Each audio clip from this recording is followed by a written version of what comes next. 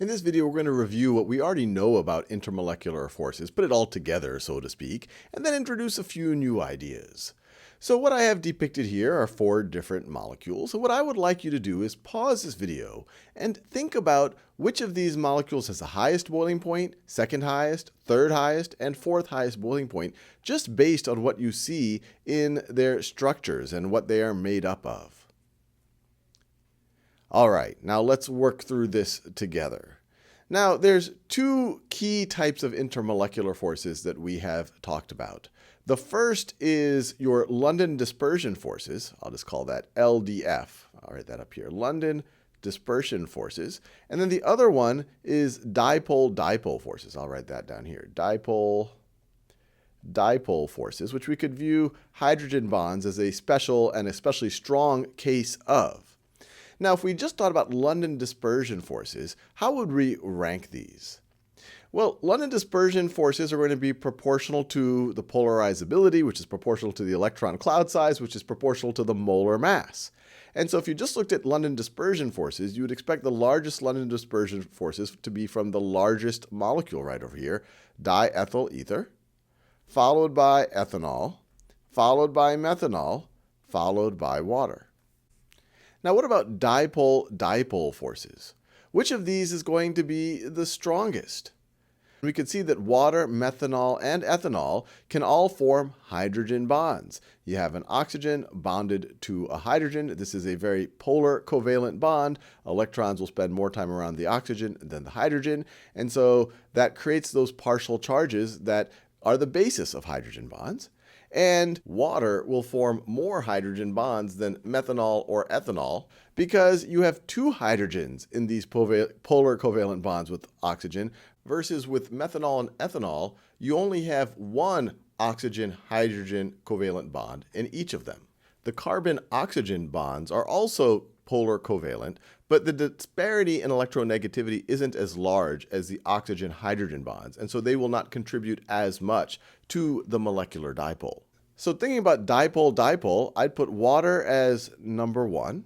I would put methanol as number 2. And actually, I would make ethanol tied with methanol because they are similar from a dipole-dipole force basis or similar from a hydrogen bonding basis. And then I'd put diethyl ether last. So I'll just put that number 4. So how would we rank them overall in terms of total intermolecular forces and total boiling point? Well, the key is to realize in most cases, hydrogen bonds or dipole-dipole forces are stronger than London dispersion forces. So I would anchor my ranking on the dipole-dipole forces and then use the London dispersion forces as a tiebreaker. So my ranking, just based on what we know already, is that water will have the strongest intermolecular forces and therefore the highest boiling point. And then between methanol and ethanol, their hydrogen bonds are similar strength, but ethanol would have stronger London dispersion forces. So I would break the tiebreaker and give number 2 overall to ethanol. I would give number 3 to methanol, and then I would give number 4 to diethyl ether. And we can look up the actual data and see that is consistent with what we were able to intuit just based on looking at the structures of the molecules. It is indeed the case that of these 4, water has the highest boiling point, followed by ethanol, followed by methanol, followed by diethyl ether. So our intuition was correct. We should feel good about that. Now there's something new on this chart that we haven't seen before. We've seen molecular formulas, we've seen molar masses, we have seen boiling points, but what is this vapor pressure about? And we can see that this vapor pressure seems to be the opposite trend as the boiling point.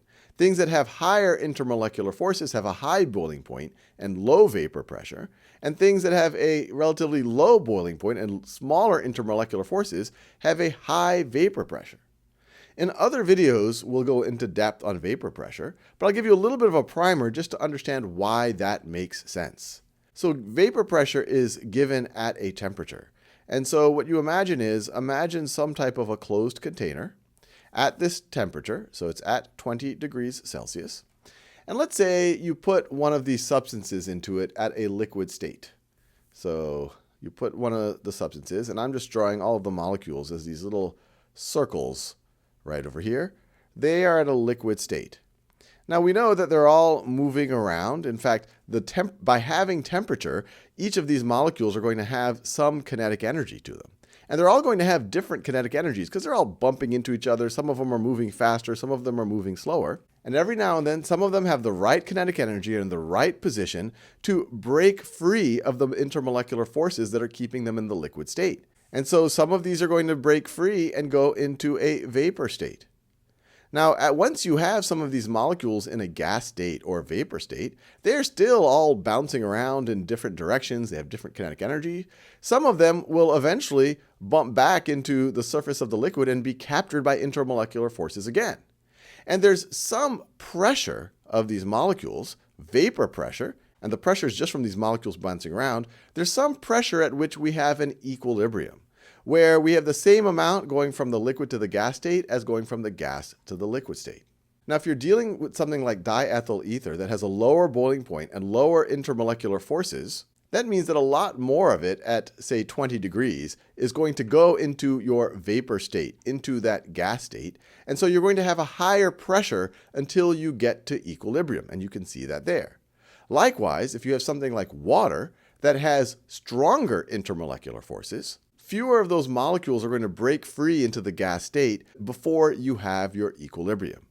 And that's why we see this trend. Strong intermolecular forces mean higher boiling points, lower vapor pressures. Weaker intermolecular forces mean lower boiling points and higher vapor pressure.